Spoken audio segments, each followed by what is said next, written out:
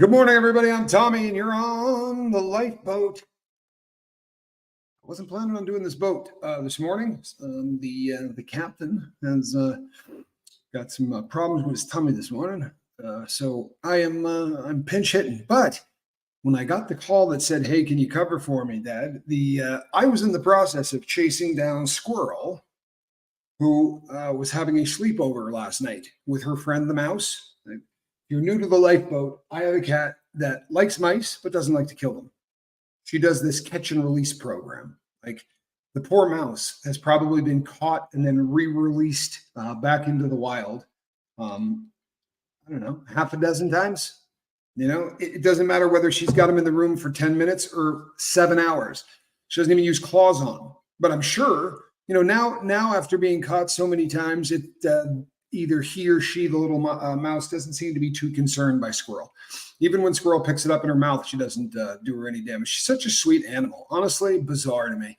But that's what I've been doing. I've been running around panicking about a cat and a mouse. I had no shirt on. I'm sweating like hell. But right before we went live, I managed to finally get the thing away from the wall so I could put a Tupperware over the top of it and then get a lid underneath so that I could go and give it another shot of getting hunted down by Squirrel for laughs later. On the bright side, she's not hurting it. Let's see who we got. Dale, how are you? Hey, Anna, Debbie P, good to see you. Darcy, good to see you. Blessed to Crochet. Shannon Smith, thank you. Jezebel Alamode, good to see you. Olivia, Fancy Nancy, that would be East Coast Fancy Nancy. Roberta, what's happening? Bayou Babe, good to see you. Joe, Katrina, finally caught alive. Good for you. Good for you. You really caught a good one too. I promise you, this is going to be a good one. You'll be talking about this one for a while. Rachel Roca, good to see you. Gives Tom and Jerry vibes. Absolutely does give Tom and Jerry vibes. Except the Squirrel does win every one of these adventures, but she's not hurting him, so I guess I shouldn't care. Kathy Ann, glad you're here. Thank you for all you do, Kathy Ann. I live for now. Good to see you. Listening while working. All right. Multitasking. Smitty, good to see you. Meredith, how are you? Good to see you, my friend. Yeah, thoughts and prayers for my kid. I appreciate that. Milwaukee, good to see you. Debbie P. Lisa Vining. Hello, Lisa Vining. Dawn Gloves is here. Scott Kohler. Scott, I suffer from some memory loss. If I've not said hello to you before, welcome to the boat. If I have, pretend I haven't. Welcome to the boat. Shannon Paris, good to see you. Glad you're here. Bita, how are you? Spiders don't terrify you. Really? What's funny is Cribs tells everybody that I'm not afraid. She's like, I'm afraid of spiders. Tommy's not afraid of spiders. She's like, at all. And I'm listening to this thread. I'm like, what the hell are you talking about? This is her theory on this. Because when I see one, I'm able to kill it. I'm not afraid of spiders. Let me tell you something. I'm terrified of spiders. I'm so afraid of spiders that when I see one, there's no way I can let that thing live if it's in the same building as me, because I'm afraid it's going to crawl in my ear and give babies, a place to live. That's where my head goes. I'm sorry. It's the truth. Lumen, good to see you. Jane Aldrich. Ocean. I don't remember saying hello to you either. Could just be one of those days where I don't remember anything. Katrina, I said hello already. Hey. There's my friend. I hope that you are safe. Love, Mama Bear. Working today? So you're only listening. Should I keep my voice down? I'm not getting you in any trouble, am I? Surviving Together, good to see you. Roberta says, tap that like button. And I'll be honest, I don't care if you stomp on it, tickle it, touch it, but try to engage it if you could. You know what? I owe you an email. You are one of those people. Every once in a while, this kind of thing happens to me. And I don't, it's because, I see it and the brain clicks on for a brief moment. But I was reading an email from you on the runway. And, I don't have to turn my phone off when we fly anymore. It's kind of a different thing these days. If you pay for Wi-Fi on your flight, you can just continue what you're doing. And I had I was all set up to do that. I do before I get on the flight. And that, for whatever reason, no one could get it to work. The whole plane, we didn't have that possibility. So, Brewsty, good to see you. Glad you're here. Lisa Trimble. Lisa, I'm sorry for not being a better friend, but it's been a rough few days. I love Lisa. I really do. Lisa's one of my 5. I use Lisa a lot for leaning on her. KK, good to see you. And sometimes that's probably not easy to be in my 5. Tina Marie, good to see you. Dee Dee Razzle Dazzle. I'm telling you, people, stick around. This is going to be a good show. No joke. Janet, how are you? Don Laurie, good to see you. Simply Sarah. Carrie, good to see you, Carrie. Your first live? Well, welcome to the Lifeboat Live. It's a lot more fun. I think you're going to dig it live. I love the replay crew. Don't get me wrong. The replay crew, as you probably know, keeps the boat afloat, literally.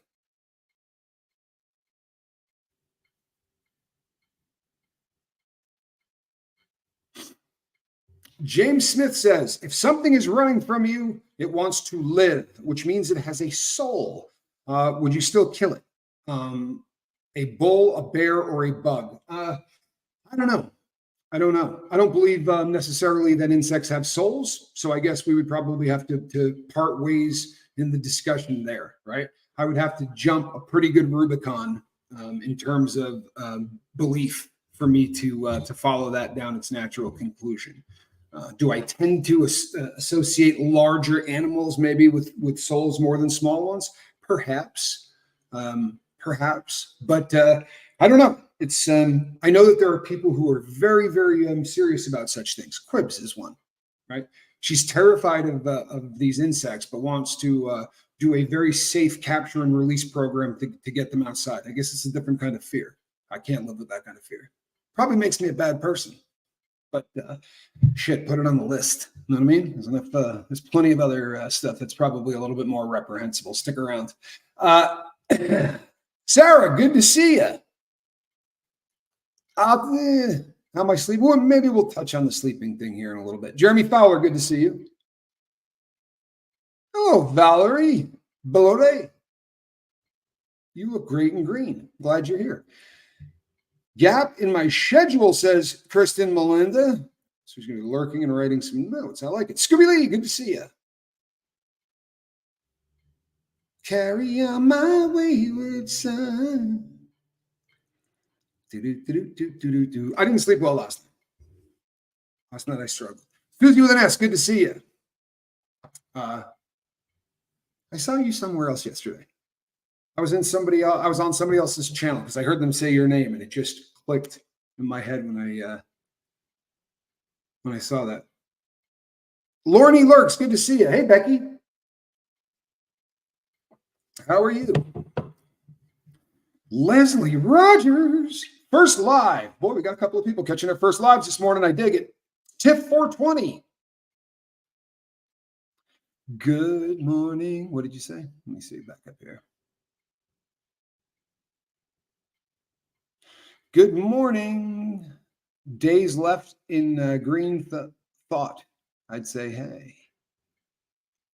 Good morning at days left in.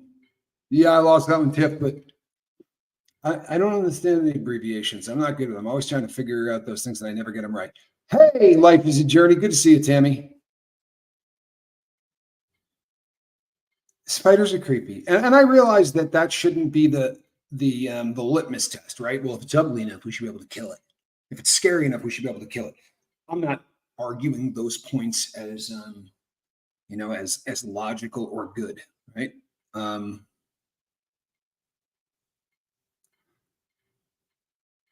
James Smith, 5th generation farmer. Wow. Goodness gracious. That will give you plenty to think about. You are in a beautiful rainy day in Colorado. I lived in Boulder for a while, and it never rained in Boulder, Colorado. In fact, it was sunny 365 days a year in Boulder. It's like no other place. Boulder is always beautiful. Even if it's ugly out there, it's going to be beautiful within an hour or two. FIFA Lamore, Hi, Tommy. 2 weeks without weed after smoking it for over 15 years, one day at a time. Wow. You know what?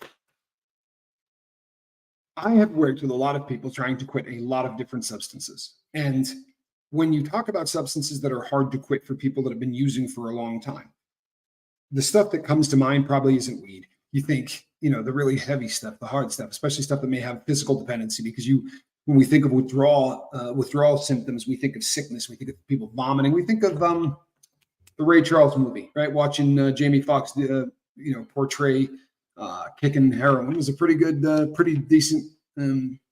Another great film out there called The Man with the Golden Arm, right? It's a movie about a addict played by Frank Sinatra, and he did an amazing job. So much so that when I watch it, I wonder if maybe he just decided to do some dope for the. And he may have, I don't know, but it's also an amazing film if you get a chance to see it. But weed, for people who have been smoking for more than a decade as daily smokers, it's a very difficult thing for people to quit. I am super impressed that you've made it 2 weeks. That's unbelievable. And I am proud of you. I really am. I hope you're proud of yourself. Now, that said, to everybody involved, right? It's so important that we keep track of our successes. It's an important thing, right? Because our default setting has been failure for so long that we kind of have to build ourselves into these machines that can cope with success, right? Because believe it or not, we hate it. Our brain does anyway. Our brain doesn't like working, and it works a lot harder when we're successful. Right? For real, processing stuff. What it wants to do is go back to what it knows, its baseline setting. What have you been doing for the last 15 years? Bong hits, right? Joints. So it makes it a little bit of a difficult process when that's such a huge part of your coping mechanism. But I could not be any happier for you. I mean that. Congratulations. Keep it up. Keep coming back here and keep talking about it. It's important that we keep track of our successes, and the days tend to be a great report card for that. You know what I mean? I started to get away from it a little bit. Here's the caveat on that. Let's say you screw up in 15 days, right? And you smoke a joint or you take a hit or whatever, and you start feeling guilty about it. You get bummed out, and you come here and you go, "It's over. I blew it. Right? No sobriety anymore. I used." Every day people come here and do this. I get emails. Well, it's over now. What the hell do you mean it's over now? So the goal was to what? Honestly, this needs to be explored and unpacked. What is the goal? What's the finish line? Because for me, the goal is they're going to close that pine box without me ever doing heroin again. That's the goal, right? I die and I don't do any heroin between now and then.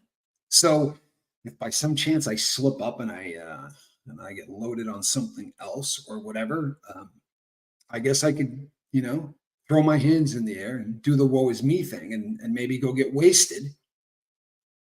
It's not productive, right? It's not productive to think about this life that we're starting as a report card. It's not, I don't know how to, it's so much more important, right, than the number of days that we've got. And it's in the beginning, it's so important to keep track of your days. It is, because every one of those days, like when you go 14, God help us, man, that's 2 weeks. 2 weeks without getting high. People, there was a time in my life where I didn't think I could make 4 hours without getting high. For real. This is going to sound awful, but it's just a stone cold fact. You get arrested for bank robbery and they haul you down. And here's the thing. I robbed a bunch of banks, and the bank that I got arrested for, I didn't rob. Someone else did, right? So when I got called down there, I didn't really understand the situation much, but I knew I was in trouble, and I didn't know how many banks they had me for. They weren't giving out any of that kind of information yet. But my fear was not, this might be 25 years in prison. My fear was, I'm not going to be able to get dope in this county jail, right? There's no way in hell I can get dope in this county jail. It's not that kind of place. I mean, there are jails across the country that are torn up with drugs. Now, that little one they got on 911 Par Boulevard in Reno, Nevada, ain't one of them.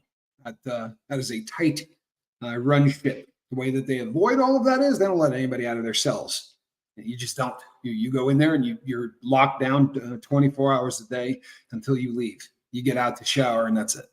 So not a whole lot of interaction between the fellows, right? And usually that makes it fairly safe. This journey that we're on, and by the way, I don't care what your substance is. Yeah, I got an email this morning from somebody, and it was so sad because I was leaving him this awesome voice text. I'm hoping you're watching it right now because I had to. I couldn't hit send. Someone else was calling in, and it froze the entire thing up. So I got like 6 minutes of recorded, and I can't get it to do anything. So I had to just scrap it. And well, you don't want to start re-recording. And at the time I'm going live, I got a Tupperware thing in my hand. There's a mouse running around on the ground, and Squirrel, of course, is not very happy with me because I'm about to take her friend away. Kind of a busy morning, honestly. Kind of a busy morning, honestly. I was more worried about the fact that I might be unable to continue to make that feeling of being uncomfortable in my own skin go away. That was my prison sentence. How sad is life? Honestly, but I'm just telling you the truth. As I'm sitting there in that jail cell with the realization that, I don't know, maybe it's 5 years, right? Maybe they got me for one bank. Maybe it's 5 years. Maybe they got me for a bunch of them. Maybe this isn't even just banks. Maybe there's some of the other stuff in there. I broke a lot of laws. And that's where criminals' heads go. You sit down on the bed as soon as they shut that door and you think, oh my God, how long are they going to take me away from society for? What have I done, right? No. I sat down and went, oh my God, I am going to be so effing sick in 8 hours. Right? There's got to be somebody in here that's got somebody. And then this is the intake unit. If you're ever going to get it, it's going to be that day, right? Because the person that got busted with it, it might be in their backside, it might be in their mouth, and they swallowed it. But once you get out of intake, nobody's smuggling anything in. The only way it happens is if somebody actually comes in with it when they get arrested. The point is, nothing was more important. Hold on a second. Good morning, Mr. Sunshine. Got some really tough news about my son.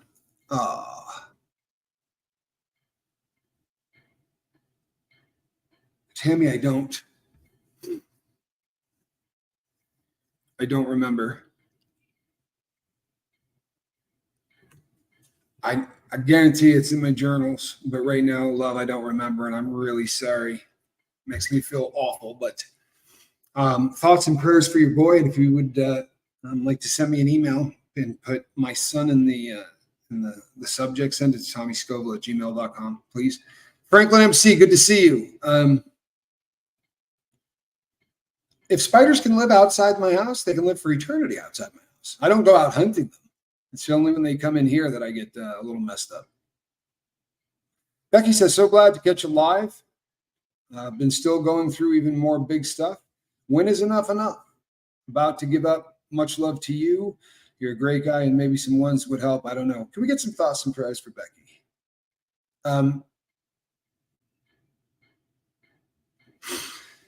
Becky says, you look like you're doing well. Well, thank you. Doctor is sticking me on more or different kinds of meds to help sleep. I'm on so many different things. Just lost. Wish I could move and restart things. Depression is real. Becky, shoot me an email too, right? And put depression now in the subject matter, please. Send it to tommyscoville@gmail.com. Then here we go. Harm reduction. Harm reduction. I know, by the way, hold on one second.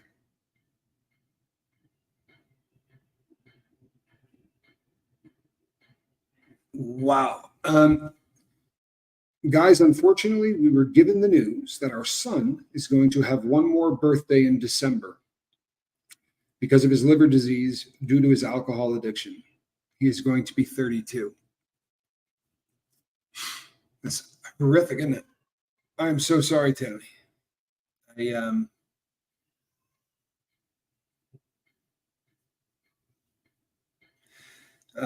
he has told you what he wants us to do for his celebration of life. Is there not it's Aesop's fables. Don't move because we obviously need to have dialogue. So please don't go anywhere. Just know you're not being ignored because I would like to talk to you. But just hold 1 second, please. I have lost a bunch of friends to this, to cirrhosis, to liver disease, to liver cancer, to all of the different things that the filter, how we can abuse the filter through our abuses. The one thing I will say is we have had multiple times we have had people who had the news that this is how long you're going to be here. And then somebody showed up and said, I'll give you a chunk of my liver. You do not have to have a full liver transplant. I'm not sure if you guys are hip to this, but it is called a lobal transplant. And what they do is they go in and they snip off the lobe, the bottom part of your liver, not a very big part of it.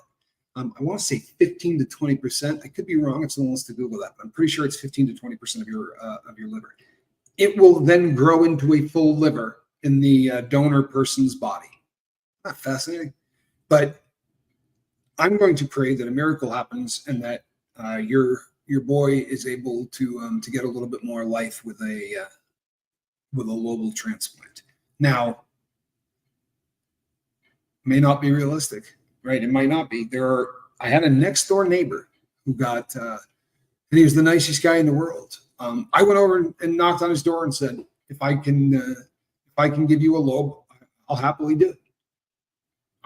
I would be really messed up if I knew that I could have done something and didn't to somebody that I knew. I could not, unfortunately, help him because of my lifestyle. My liver is not one that they want to transplant into somebody else. It is not the greatest of livers, apparently. For the past 15 years, I've never had a safe place to talk and practice harm reduction. Well, Lumen, I'm so glad you're here, and I am so glad that you have that place. Aesop's Fables. I'm not going to put up onto the big board what you wrote. I mean, maybe I don't know. I don't want to bum you out, but Aesop's Fables has shared that as a child, the people that are trusted to treat kids correctly did not, and she was molested. This is always such a horrific thing to talk about. It's a really hard thing to hear, isn't it? So it's got to be so much harder to say. I don't think you were asking for sympathy. Did I say that? No, I think here's what we do here. Suffering in silence, right, kills people. And I'm not being over dramatic. I'm not trying to play this up. No joke whatsoever, right? This suffering in silence kills people. It does. It starts to eat you from the inside out. I am so glad that you are here. And whose advice don't you need? Oh boy.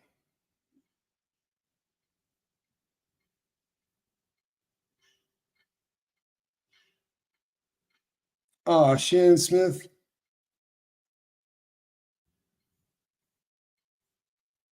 I'm sorry, people. I'm trying to figure out what's going on. Gavin Hawthorne from Lakeland, Florida. Good to see you. Tone Ranger. Hey, good to see you, man. Tone Ranger 78's here.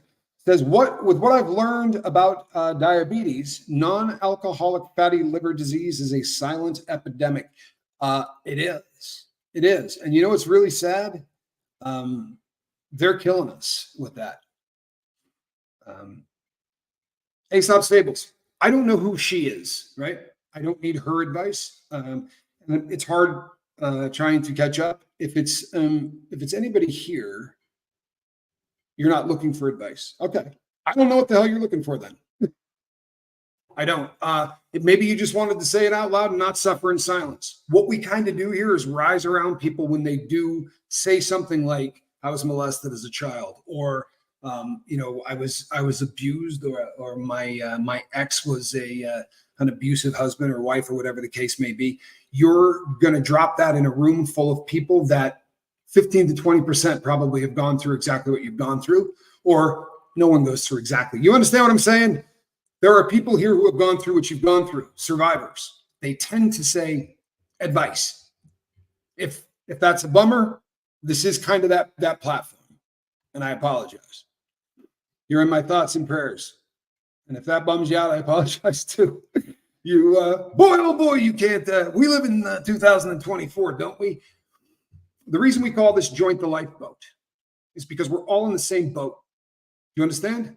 Doesn't matter what the hell put us in this boat. Here's what I mean by that. We all live in a world where we're not particularly comfortable, right? We're not. Unfortunately, this isn't a feel good kind of place. Yesterday, I got up and I thought, it's a pretty good day. It's a beautiful day. And right around that time, somebody reached out and said, hey, sorry.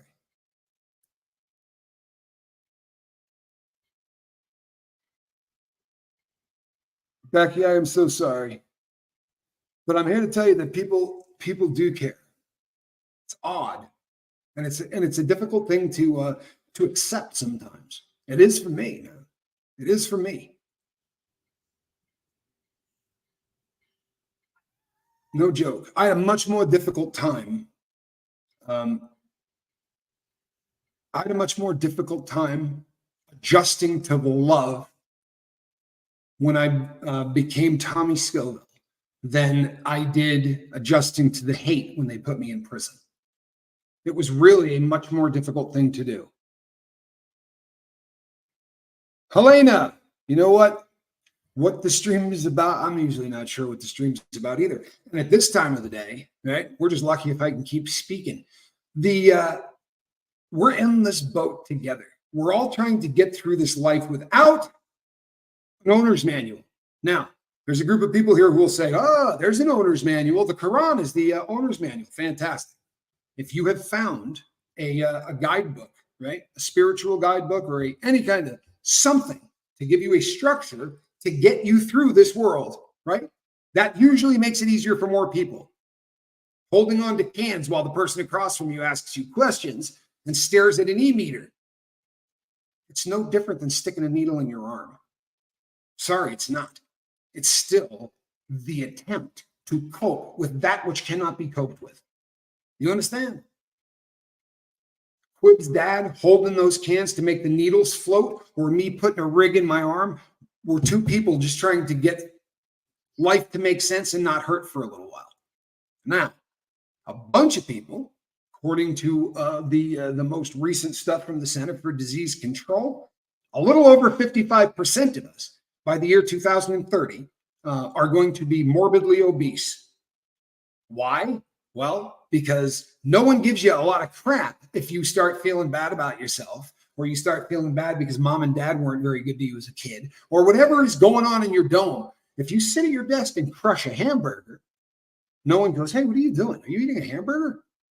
But if you take your works out and start putting up a spoon and putting some powder in it, you're going to be out of work really quickly. So the go-to for most of the world is comfort food, right? Becky, God bless your brother. God bless your brother. Do you understand what I'm saying, people? Because I don't always understand what I'm saying, people, but this desire to get through the day, some people bang their way through it with the needle. Some people have sex, right, nonstop. There are so many different ways to try to get through this life. Yeah? And for some of us, right, we talk about it and we share it constantly. We don't even realize we're doing it. But there are people on the street who schedule their life in such a way so that they don't have to spend a whole lot of downtime thinking, because that really is not necessarily fun for those of us who struggle. Tommy, I used you for an example yesterday. I was watching a stream where the host was asking the chat questions. And one question was, can people change? I said, yes. Look at Tommy from the Lifeboat. Oh, that's so sweet, Miss Sunrise Dawn. I really appreciate that. I promise you, people can change. I absolutely promise you, people can change. Olivia says, I found Adderall worked as an appetite suppressant. When I stopped taking it, I gained weight. Absolutely. It's an amphetamine, right? Ritalin, Adderall, Dexedrine, which is dextromethamphetamine, and digoxin, right? Those are the drugs most commonly given. Those are the speedy drugs most commonly given to treat ADHD, right? Attention deficit hyperactivity disorder, or either one. Hyperactivity disorder, ADHD, HD, whatever. They like to give out amphetamines. Why? Well, if you've ever done amphetamines and you found yourself tweaking on something, right? What that term tends to mean is your concentration level becomes all-encompassing. If you've ever seen a person really high on meth, they will sit down with, the example people like to give most often is things about taking things apart and then trying to put them back together. It keeps the hands busy and it keeps the mind busy. Really funny, right? Like, I'm going to get high to feel good, but now I'm so uncomfortable at being high that I'm going to take apart a VCR and put it back together as a way to cope. Sounds like a ball, doesn't it? But low dose amounts, right? Bleeding out into your system in a controlled fashion, not, but in a controlled fashion where the stuff's just getting into you, gives you just enough of that tweak so that as these things are going on like this around you, you can stay focused. Because people who do actually suffer from attention deficit disorder, their inability to focus was like the last 2 days of my life, right? Where I'm getting ready to go do something. I've got a plan. I got a notebook. I've got a pen. I'm walking, and along the way, someone will go, "Hey, can I ask you a question?" It's done. Whatever the hell I was planning on doing, I have a one-track mind, and I do mean one track. Doesn't mean that I can only focus on sex or on drugs, but I can only focus on one thing. And if anything else enters, it's just going to kick that out. It's like it replaces it, and speed keeps that from happening. So did it work as a weight loss? God, yes. It keeps people from gaining weight. You ever see? Now, someone's going to say to me right now, I have 5 friends that are 600 pounds to do meth every day.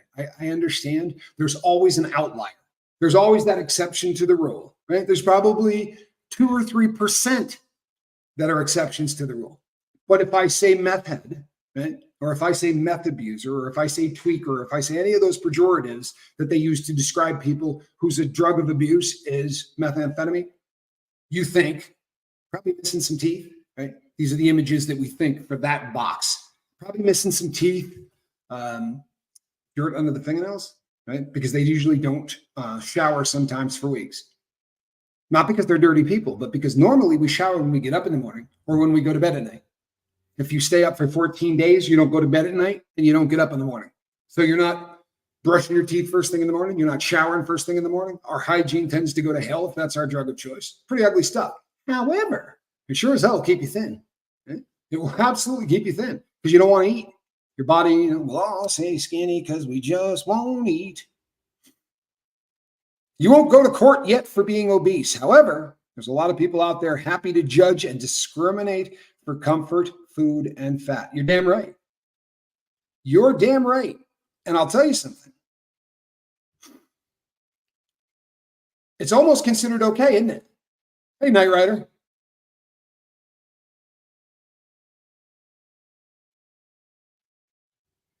Really? Everybody hear that? Good information on sleep and healing? Well, that would be good stuff. I'm not sleeping real well. Miss Sunrise Dawn says, thank you, Tommy, for being an example. You're part of the reason I'm cleaning my house despite being depressed. I already feel somewhat better. I'm sorry, what? Could you say that again so that the people in the back can hear you? You started out your day depressed and then did something as stupid as cleaning your house as a way to try to feel better? What? Wow. See, here's this concept again. Two things can't occupy the same space at the same time. So if you're sitting and ruminating and thinking about these awful things from your past, and you're just going down that rabbit hole where you just can't stop thinking thoughts that suck. They're all dark. They're all just not fun, right?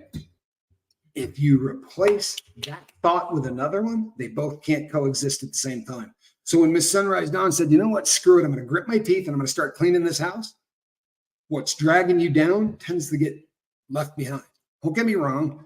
You go into the bathroom to clean something and it pops back in there again. You know, that one set you jerk. Oh, that needs to be cleaned. The more we can concentrate on one thing, the less that these little automatic negative thoughts, ANT, A-N-T, acronym, automatic negative thought, negative self-talk, inner monologue that tells you you're a piece of crap. You're not good enough. You're not strong enough, and doggone it, people don't like you. Right? We all have that voice. We all put it. We make that voice shut up in different ways. Sorry. Mavaki says, I was diagnosed ADHD and given Ritalin. I'm actually bipolar and was depressed. When I flipped into mania, oh my God, the Ritalin made me way too high, and I ended up in the mental hospital. I bet you did. When you said, when I flipped into mania, I've heard this story, this exact same story, without exaggeration 100 times. This happens so often to people who have bipolar disorder.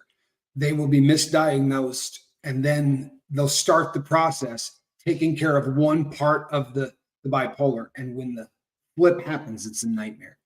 It is a nightmare. I'm sorry that happened to you, Mavaki.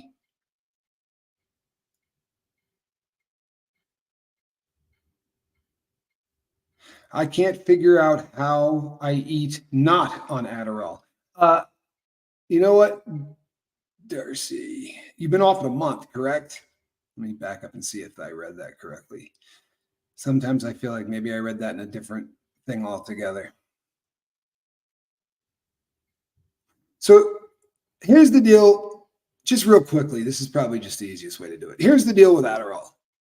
Because right now, there is a sad section of our society who saw that silly movie with Bradley Cooper. Somebody can help me with the name of that movie. But the premise of the film is there's this drug that makes you the best version of yourself that you could possibly be. Turns you almost superhuman, right? And now all of a sudden, this Bradley Cooper character is making more money than you can imagine. He's sleeping with whoever he wants, but he's got to keep getting this drug in order to stay Superman. Limitless. Thank you, Unpredictable Tony. Appreciate you. Limitless is the Hangover. Good call, Sarah. But no, the Limitless. A lot of people, you can look this up online. There's a lot of people out there who say that that's Adderall, right? Adderall's that drug. It will make you the best version of yourself that you could ever be. It will not. I promise you. Sadly, it might make you think that it does. Really can. See, think about it. We live a life, as I said in the beginning, we're uncomfortable in this world. We're not comfortable in our own skin, and we're just trying to deal with a way to get through it, right? And very often, we'll use comfort food as a way to get through it. We start eating a little bit more, right? Next thing you know, we start spiraling out of control. Then a doctor hooks you up. Come on, squirrel. Then a doctor comes and says, hey, I got a medication you should try. And you know what? You're not tired anymore. You take this medication, you're like, damn, man, I'm not tired. You get to your house, right? And you're like, yeah, honestly, I think I do feel a little bit better. I'm going to clean, right? I'm going to clean. You got this extra energy, you got focus, and you clean the crap out of your house. And I mean clean it, right? You get the grout in the bathroom. You clean that house. It looks fantastic. You start feeling better about yourself. And when you start feeling better about yourself as an addict, it's the greatest thing in the world. That's what we want. That's being comfortable in our own skin, right? This is a good start. And you do start thinking, maybe this limitless, maybe there's something to this. And maybe this drug really does make everybody better. No. Like the drug I was taking, where I really started to, I thought I was the best that I had ever been. No one had ever been better. I was doing amazing. Only I wasn't. And I couldn't diagnose it in myself. You were all seeing it, right? Everybody was sending me messages. You sure you're all right? You seem a little off. And if you're one of the people that sent me that message, you probably got one back that said, are you shitting me? I've never been happier in my entire life. What are you, crazy? I'm killing it. Limitless. No. So my husband goes from one weird behavior to another. Smoking, quit, ending every weekend, then every day with 4 vodka and Red Bull drinks. Quit, that was going to be number 1 there. I'll let you read that. And then number 2, started eating junk before going to bed. Went to 350 pounds. Medical consequences. Ozempic. Now he's buying books. Too many to read. Even has 2 examples, often of the same title. I find it not right. He doesn't. Well, he's not right. Obviously, right?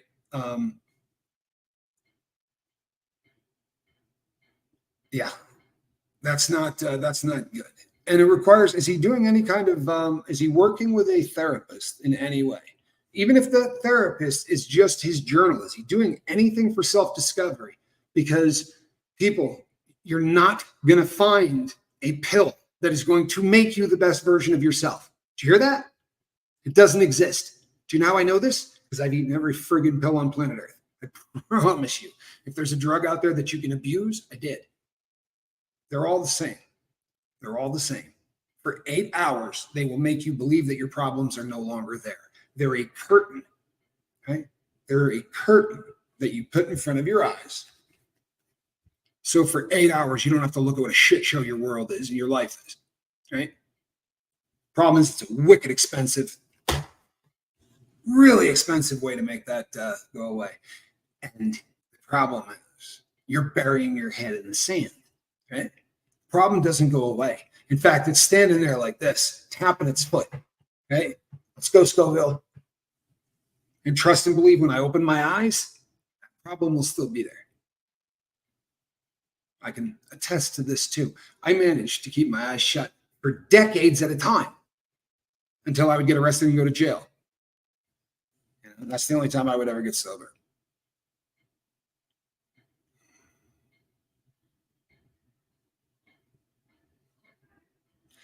Lydia Krause. A little late. Oh, that's okay. Love you too. And you know what, people? Never have to apologize for getting here a little late. I am always just so damn happy that there are people who are willing to come here and say every day, I would like to be a better person than I was yesterday. You would think it'd be really easy to find a very large group of people that thought that way, wouldn't you? Wouldn't everybody on earth want to be better tomorrow than they are today? Well, here's a shocker. Not even 10%. Not even 10% of the world really want to improve themselves. In fact, most don't even want to talk to you about it. If you bring it up, they'll change the subject. Hey, have you ever thought about maybe trying to come up with a game plan, right? Where you actually sit down and say, could I be a better version of myself? Is there something that I could do? And the person will go, check out that Giants game last week. I promise. They're going to do anything they can to get out of that conversation. But if someone goes, you know what, I really would like to, I'll clear a table off of my hand. Sit down, let's talk. You just don't run into too many people that actually want to improve each day. Why I love you guys. Right? You're my people. Valerie says, Tommy, I am so grateful to you and Reese. You always make me feel better, whether with a deep belly laugh or a look between you that touches my heart or an inspiring insight to learn from. Oh, what a beautiful thing to say, man. Honest to God. That is such a lovely thing to say. Neely says, it always comes down to the basics, Tommy, doesn't it? Too much drugs given when there are old-fashioned options. Not always, but for many. Moderation, yeah, sunshine, exercise, and laughter. Wow. Mountain Girl, Boulder is your hometown since '83. I put Boulder, Colorado in my 5 favorite places on earth. And not just because it's one of the most beautiful places, but because of the mountain girls and everybody else that lives there. It is a very unique town. Their attitude there is different than everyone else's, and I think it's absolutely beautiful. Yeah, it does keep coming back to the same thing. You want to hear something interesting? In the 60s and 70s, the average American took 1.3 prescriptions a year. Right?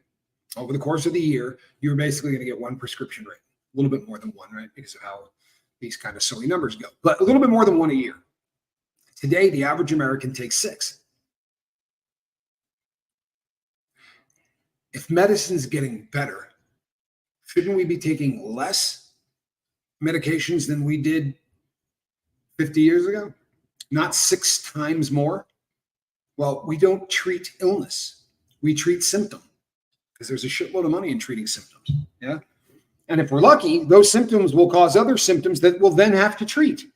Robin Miners, good to see you. I was rocking your hat yesterday. I don't just mean here. I was rocking it out of the house.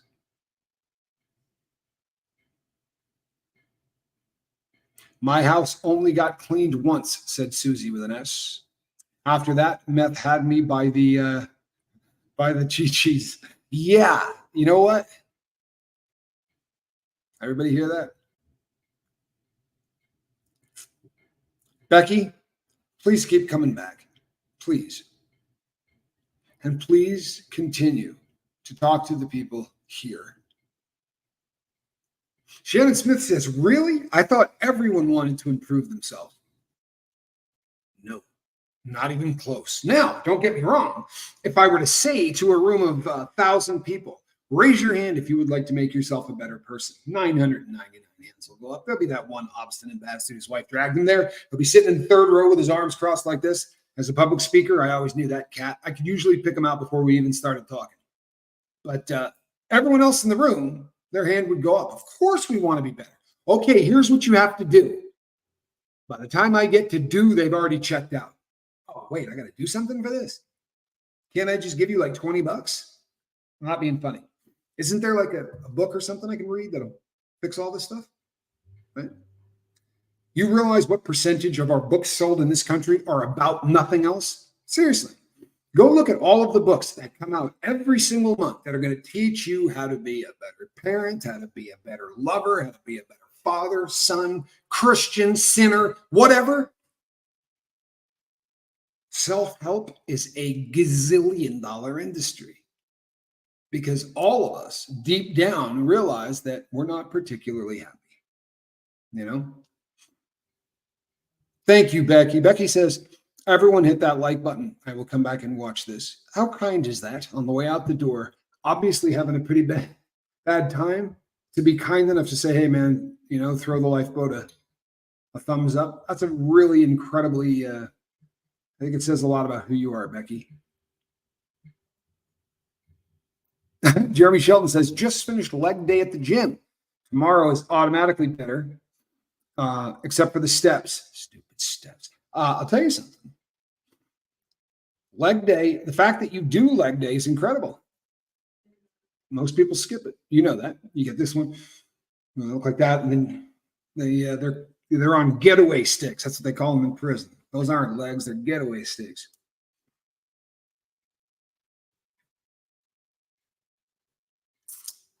Night Rider says, Neely, good time to chime in and time-tested advice. I heard watching the sunrise and sunset can help regulate your body's natural cycle. Yes, the circadian whatever rhythm. I have read that too. Now, whether or not that is the truth is a little less important to me than this. What it does for my mental state, words cannot express.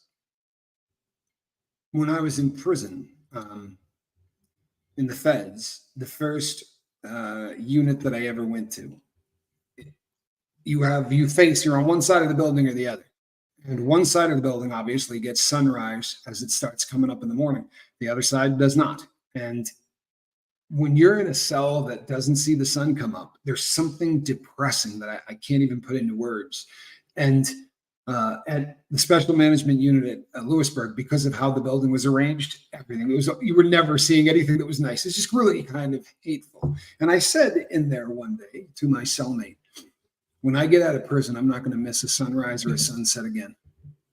I'm not. I'm going to watch every single freaking one of them.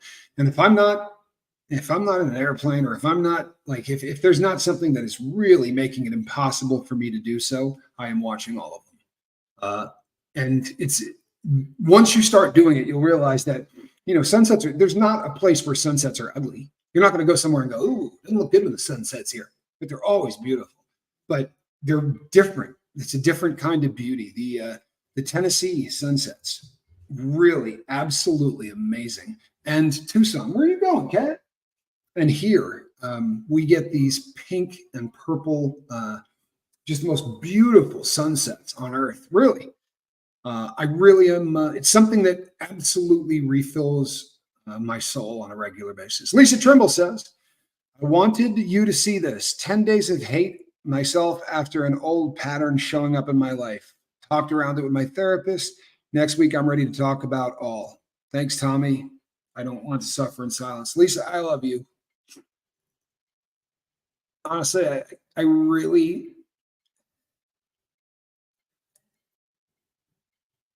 I'm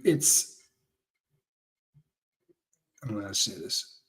There have been many a day where I thought I shouldn't have a 5 anymore, because when you're not firing on all cylinders, it's sometimes you can be more of a detriment than a benefit. And then I always come back to, what, that's silly, right? But the trouble becomes, and because I think to myself, look, first of all, you're not the person's therapist. You're part of their 5. So if you are struggling, they're going to call somebody else in the 5 anyway. And I'm not trying to toot my own horn at all, I promise you. But if you're the host of the show and you're in somebody's 5, you probably should work a little harder. And I've needed a lot more help from my 5 than my 5 has needed from me. Feels like for a really long time. I feel like I'm doing a lot more taking than giving, sadly. Thank you, Shannon Smith. You're very kind. Yadira, good to see you. Jane Aldrich, did I already say hi to you? Hey, nothing beats an Arizona sunset. I will be honest, they're pretty incredible. However, Texas, right around Houston, the Houston area, and I know that this is probably not going to make anybody in Houston happy, but it's chemical burn-off. It's really what it is. It's all of those chemical plants right down there. When that burn-off happens, you get the most unbelievable sunsets rather. You get this chemical burn-off, and the entire sky will be like painted in watercolor from one side to the other. It'll take your breath away. It's pretty crazy stuff. But not that there's anything wrong with that, right? Not that there's anything wrong with that. Good morning, Mr. Sunshine. I'm trying to catch up here. Sorry. Jen Exless, good to see you. Izzy E, what's up, Iz?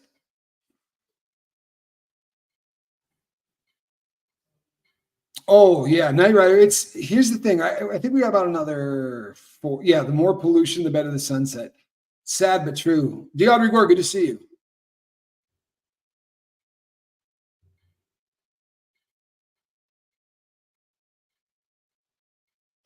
And some of us are made for giving, being the support and the cheerleaders. You know what? That's beautiful. It really is. Lisa Trimble is, I'm not trying to make Lisa uncomfortable or put her on blast, but Lisa's one of the most incredible people, especially in terms of having someone in my 5. Because I'll be really honest, those are almost always very lopsided in one direction or another, and that's not bad, because we build them for need. So if you need a little bit more, then you're probably going to be getting a lot more than giving in terms of vocal or interaction or whatever. That's part of the gig, right? It's just not that way. And she's one of the really rare cases where he can call me and say, I'm in a really bad way, you need to help me. And I'll talk to her for 35, 40 minutes on the phone and hang up and realize that I made more, I made more progress on that phone call than she did. And it's a beautiful thing. It's amazing what happens when two individuals sit down and have conversations about stuff like, hey, do you think we might be able to make ourselves better? Amazing. Really is amazing. This is a funny aside note. Spend about 6 or 7 months. Okay? Spend about 6 or 7 months where all you do is talk about making yourself better or making other people better or the concepts that are required in order to move you forward in the world in a productive way. Do that for about 6 months. Everybody who sends you an email says, hey, Tommy, I wanted to ask you about this. I've got a friend that's struggling. Tommy, I was thinking of using today. And for about 6 or 7 months, I mean, literally every single call, right? That's all you're concentrating on. That's all the emails. That's everything. And then you get one where someone says, hey, I was watching a video that so-and-so did. You know what this scumbag did? He said da-da-da-da, and they start going off, and you read it, and it's like getting slapped in the face. You think I'm kidding? It's like getting slapped in the face. You realize, are we talking about a person? That's what we're talking about. We're just trashing someone for the sake of trashing them, whether I like them or not, right? Who cares? Or we're just trashing somebody. That's what we're doing now. It will feel like when you're, have you ever picked up an olive thinking it was a grape? It's the same feeling, right? You bite in and go, oh my God, what the hell just happened? Even if you're an olive fan, if you think you're about to bite into a grape, this hate stuff, it's pretty disgusting. It really is disgusting. And I'll tell you right now, since I get questions and things, I have not been doing a lot of collaborations with people. Part of that is because of my dome, right? Part of that is because I'm pretty safe if I run the show. If I don't, and I'm along for the ride, sometimes it's a little bit more difficult for me to stay focused, right? That's got a lot to do with it. The other part of it is, I want to talk about, like, today's show is fun. It really is. It's fun. Because to me, this is what we're born for. Like, if you've got a brain pan, if your IQ is above 100, right, then you have this innate, I will call it God-given, you can call it whatever you'd like, ability to actually use your words to improve lives. Yours, other people's, give it a try. I mean, spend 48 hours without tearing down a person. Okay? Spend 48 hours without saying anything that's going to tear an individual down. Spend 48 hours so that everything you say is actually building people up and see what happens. Crazy. I promise you. Crazy. You'll start to feel something. Yeah? You'll start to feel something. Your feelers will get kicked on. But I don't pay for it. Right? I like getting high for free. I'm not going to lie to you. And I don't mean robbing this. Well, that was always fun too. But I mean doing it the right way, the way we're designed to. So we can get high every single day. I promise you. I walk around with a buzz 24/7. Right? I do. Look up. You can Google this. You know what's going to release more feel-good chemicals into your brain than anything? Even sex. Yeah, even sex. Even if you're doing it right. Servitude. When we, for no reason other than the fact that we want to be a nice person, go out of our way to help somebody, volunteer at a shelter, or volunteer at a soup kitchen, or just put yourself out there and say, I'm going to do everything I can so that the people who come into my sphere of influence, my little circle of contact, are going to walk away and go, huh, it's a pretty good dude. Honestly, he seemed like a pretty nice guy. And he really seemed like he wanted to help. Try that drug on for size. I promise you'll like it. Can't help everyone, but help the ones you can, including yourself. Just want to say thank you for the Admiral, and love for all the crew. Kathy Ann, while we're doing this, I can honestly say the level of stress that I live under since you began helping as a mod, you probably took 30%, 40% of the pressure in my life off of me. And I'm not exaggerating. It has been an absolute godsend, everything that you do for us. And can't say it enough. I could probably just talk about it all day on every show and not say it enough. But we really love you, Kathy, for everything you do. Really appreciate you. Come to to the 24/7 daylight at midnight. You know what? My dad was in the service, and he spent time in the land of the 24-hour sun. And he said, you'd have a softball game scheduled at 4 a.m, at 3 a.m, because it didn't matter. He was on a military base, so the base never shut down.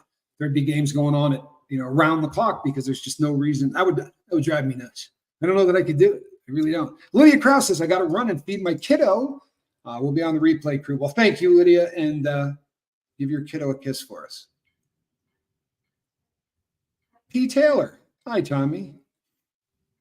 Although I don't have a substance abuse problem, I still love to watch you for the positive and upbeat messages you give. Love to you, Reese, and your fur babies. P. Taylor, thank you so much.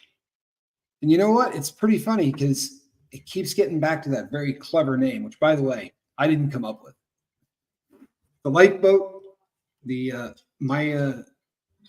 gentleman who likes to refer to me as my enemy. You really know I had enemies, but this cat hates me. He makes videos about me all the time, but he's the guy that named it. And it was the most apt, it's a perfect name. We're all in the same boat. We are, right? Pete Taylor never had a drug problem, but I will bet that you would like to be a better human being. I would bet that there are times that you do things that are habitual in order to cope with the world that we live in. So again, I was sending this beautiful message this morning to somebody that had reached out to me on Messenger. It was probably a month old because I'm always so behind. Hey, Lori Abs. But this person was saying, is it possible to get a 5 just for like mental health or, like a weight problem or obesity or an eating disorder or whatever? Huh? People, there's no difference. Zero difference between someone who eats themselves to 300 pounds or somebody who does dope every single day. The ability to make ourselves go, that's the issue. The ability for us to be able to do that, exhale and feel good without having to pay for something to make us feel good. That's the goal. The goal is to actually have coping skills, right? Coping mechanisms. When I got into the prison the last time, it was the first time I was ever actually willing to sit down with therapists and do things. I didn't believe in any of that crap, right? So this was the first time that I got a chance to sit down and have an actual therapist ask questions. Hold on. So I got derailed. I have no idea what I was talking about. And I said, I'm just going to be honest these days when that happens. I have no idea what I was just talking about. But I got derailed for a good reason. I love this question. Melissa says, honest question. What gets released into someone's blood when they are being negative and mean? They must be getting something out of it to keep doing it. And you know what? What a great question. Huh? What a great question. And I can answer it. Hold on one second. Blick Fox, I'm coming back to your question because I dig it. Oh, crap. I love it when that happens. Here we go. So what is the negative person getting out of being negative? Because obviously they're not doing it for no reason. Everything we do, it's delivering something to us or we wouldn't do it. Marijuana to the person smoking marijuana is doing the job, right? Smack to the person shooting smack is doing the job. So what is happening when someone decides to trash someone else as a way to feel good? Well, I can answer that. Here's what happens. And I play armchair therapist here, but here's what happens in a lot of these people's cases. And I know backstories on a few of these people, and it checks out. But what happened is they come from homes that weren't ideal, right? They grew up in environments where They probably saw a decent amount of violence, or they saw a lot of abuse or neglect, right, where they were just ignored. But what they found at a very early age is if they did something wrong, if they were offensive, if they said something that was really going to make stepdad or stepmom or mom or dad or whatever really angry, that person was going to beat them, put hands on them, slap them, put them in timeout, do whatever. They also found out that that's the only time they got attention in any way at all. They never came over and said, you know what, you're a good boy. What are you playing with? Let's check this out. There was none of that. So the only time they ever got any human contact of any way, it was always negative. But I want to tell you something. When you're 4 years old, you'll take an ass kicking in order to have some kind of interaction with a parent. It's heartbreaking, but it's true. So does it make you want to hate, trolls like that less? Maybe. Right? If you're a good person, maybe it does. But I got news for you. You don't get a pass for the rest of your life. You don't get a pass for the rest of your life. My girlfriend got off to a pretty bad start. 36 years of living in a cult, born into it. With a father who was nice enough to tell her she was the most degraded being on earth. In the language of his religion, he said, there's never been a bigger piece of shit created than you. She got off to a pretty tough start. At some point, right, the victimhood, you're a victim as a kid. No way around it. No kid does anything to bring that on themselves. That means you're a victim, right? You were victimized. If you choose to carry that as a title for the rest of your life, you can. You all know those people. I'm a victim of this. I'm a victim of that. I'm a victim of this. Or you become a survivor. Well, one way or another, you're going to be a survivor. The question is, how do you survive? So they are getting something out of it. They're getting attention. They're getting attention. So these people make videos about us and they trash us. And then you guys, because you love us, go over to their channel and say, you're a bad person. I can't believe you talk about Reese like this. What the hell is wrong with you? They don't care. They want a view. They want interaction. All of a sudden, 600 people saw what they said. That's validation. Believe it or not, people. That's connection. It's not good connection, but they don't understand what good connection is. Understand? This is why parenting is a big effing deal. This is why parenting is a huge deal, because you're creating for someone for the rest of their life something that's really going to be an important part. So what they're getting is attention. What they're getting is they're very often, especially people who troll, right? There's a jealousy thing there. They couldn't build an audience, so they'll borrow yours by talking crap about you. And because your audience loves you, they'll show up to defend you. And more often than not, they don't realize that showing up to defend you is keeping that person in business. That's their business model. You understand? That's how trolls work. They find somebody. They'll never go troll someone whose audience hates them. What's the point of that? They won't show up to defend them. That's how they build their audience. I build my audience, in theory, by helping people. And then someone who gets sober sees somebody wasted and says, there's this peer support group online that really did an awful lot to help me. You should check it out. That's my business model. Or I go on channels where I talk about true crime and robbing banks and things that I'd just assume rather not talk about, because it will expose me to a whole new group of people who will stop by hoping that I'm talking about guns and dope, and find out that it's something completely different. And about half of them stick around. That's my business model. Theirs is trash somebody who has a fan base of people that really care about them. And the more they care about them, the more desirable they are to troll, which is why Reese is going to be in the crosshairs now for a long time. It's just the truth. Her fans are as rabid as any other you will ever come across. I mean that in a very, and as a compliment. She's built a very, very serious following. What about when someone doesn't respond well to your positivity, building them up because they don't feel like they deserve it? Keep pushing the positivity or wait till they are ready to accept it.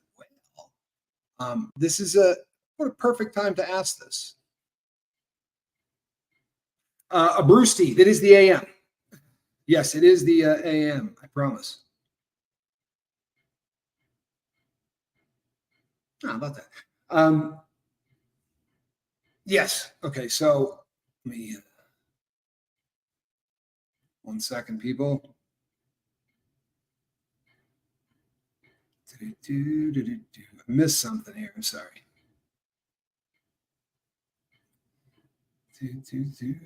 Oh, thank you. So here's the deal. This is something that's current in my life on a daily basis because I'm in love. And if I say something that is positive to this individual, they're not ready yet to hear that. They're not. It's a very difficult thing for them because of how, well, what am I saying? You know who she is.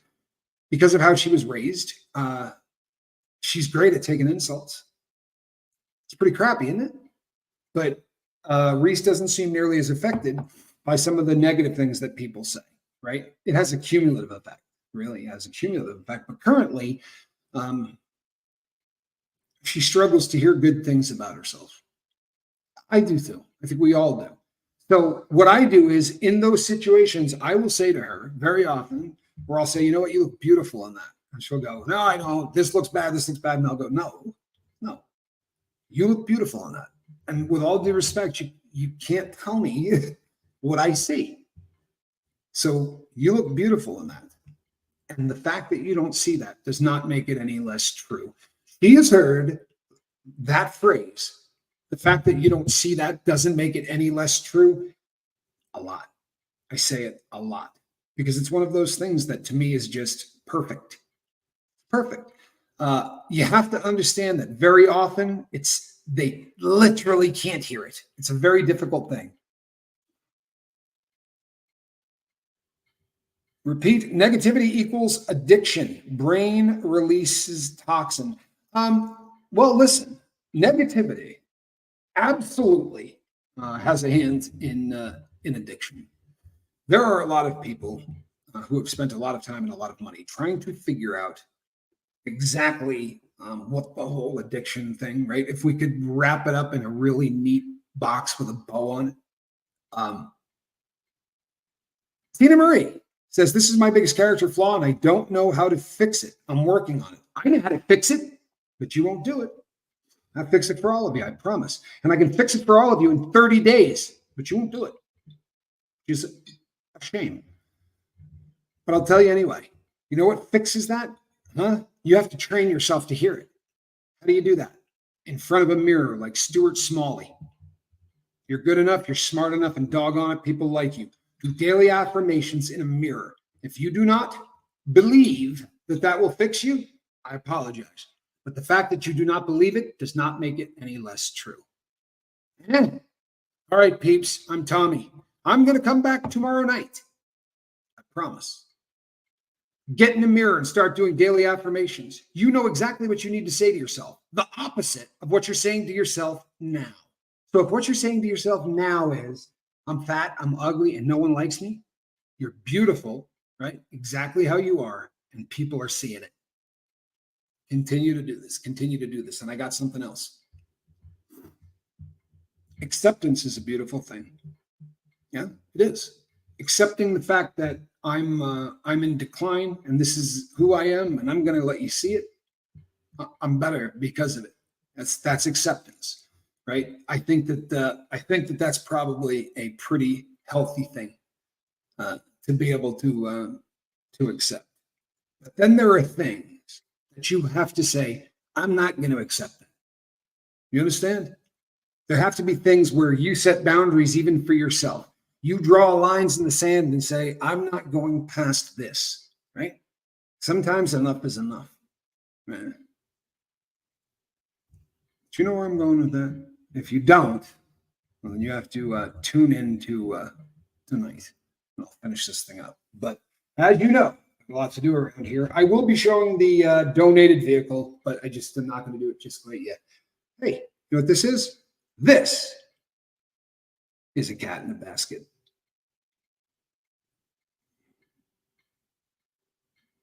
Sorry, hold on. Self-deprecation. You have to stop being mean to yourself. There's a lot of people who say that I do this all the time.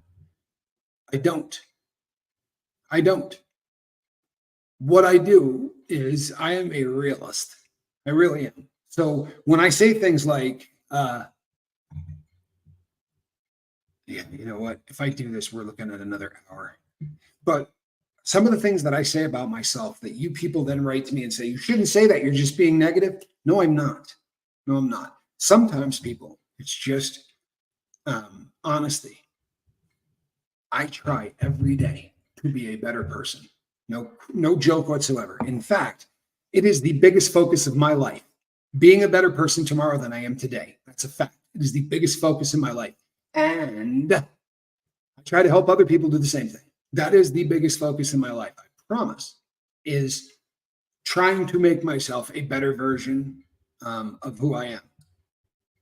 So we can all agree I'm a positive person that way, right? So if you hear me say, I'm not a good person, I'm not, what I'm saying is I'm trying every day. I really am. I'm trying harder than the next guy every day to be a good person. But I wake up every morning, not a good person. I wake up every day. And maybe it's because of the amount of time I spent being a degenerate.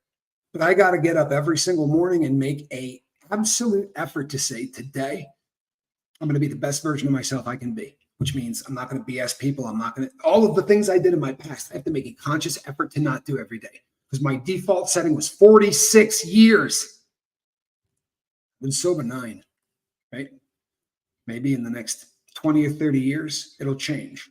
But when I say things like, I'm not a good person, I'm choosing every day to try to be one. I promise I am. Working at it. I will see you all on the next one. All right. I'm Tommy. Between now and then, reach out and try to save somebody.